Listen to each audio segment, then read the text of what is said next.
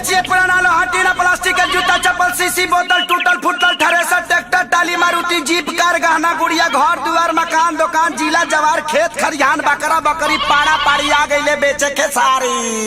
ए मालकिनी घर से निकला हो। अरे इ तो आवाज सुनल लागता। हाँ तारा गाँव के बगल वाला है। अरे बुझाता ही पुरनका यारवा हमार। एगो मीठा के भेली लिया के पानी पिया दो। आई दादा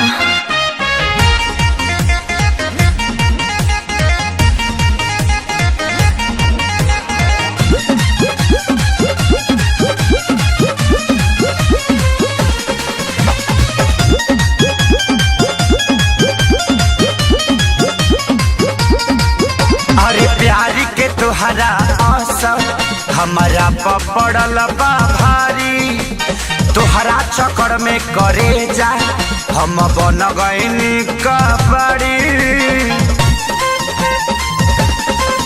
अरे प्यारी के तुहरा असर हमारा पपड़ल बा भारी, चक्कर में तुहरा करे जा हम बन गईनी कबड़ी। घर से निकला बहरी एगो चुम्मा लेके भागी रे भागी। दादा जानी भतार कमारे लागी। हाँ लागे लागे ना दादा जानी भतार कमारे लागे। हाँ लागे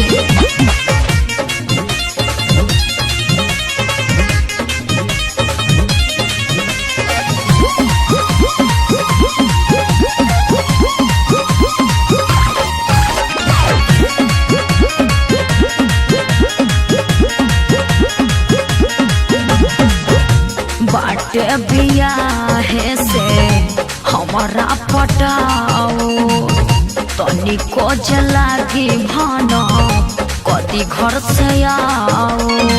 ए सुनो न मांजा हाँ होके न सके केहू के, अरे हमरा ऊपर जाने जाना एही से अपना वाला ससुर पर।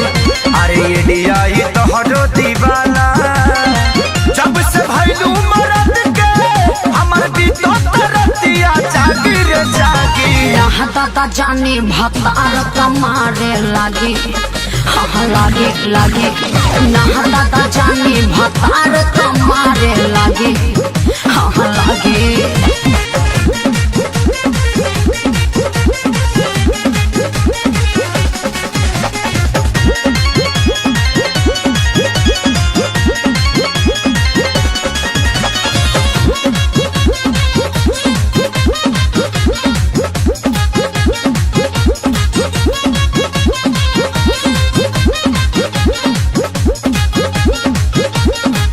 कुआरे के बात पूछो और रहे यार हो। नैहर के प्यार न करो ससुरा में प्रचार हो। हर सब केहू जान जाई बड़ी बेइज्जती होई। अरे अपना खेसरिया के कैसे बोल गईलू तू भूल हो, लगलू सिखाए नील कमल के मोहब्बत के रूल हो। या तो राज से पूछी हो ले पानी हथवा तागी रे तागी। यहाँ दादा जानी भतार कमारे लागी। हाँ लागे लागे ना दादा जानी भतार कमारे लागे। हाँ लागे अरे प्यारी के तुहरा असर हमारा पपड़ल बा भारी, चक्कर में तुहरा करे जा हम बन गईनी कबड़ी। घर से निकला बहरी एगो चुम्मा लेके भागी रे भागी। यहाँ दादा जानी भतार कमारे लागी।